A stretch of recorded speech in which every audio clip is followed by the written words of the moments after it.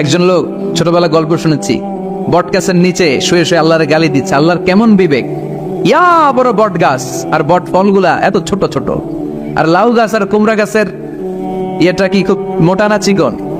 চিকন হয়ে এরকম বেড়ে ওঠে লাউ গাছ। লাউ গাছরে দিল আল্লাহ এত চিকন করে, ফল দিছে এত মোটা।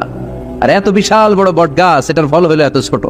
তো আল্লাহর গালি দিতে দিতে কোন সময় যে ঘুমাই গেছে নিজেও জানে না। হঠাৎ করে নাকের মধ্যে ছটাং করে বট ফল পড়ছে একটা, লাভ দিয়ে উঠছে, নাক দিয়ে রক্ত বের হওয়া শুরু হয়েছে। রক্ত মুছতে মুছতে মনে মনে ভাবে, আসলেই তো আমি বড় একটা উল্লুক্কা পাঠা।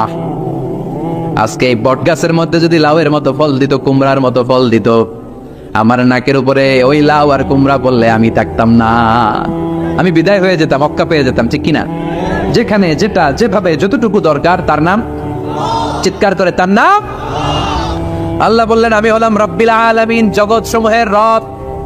আলাম মানে একটা জগৎ, আলামিন মানে অনেক জগৎ, মাল্টি ডাইমেনশনাল ইউনিভার্স।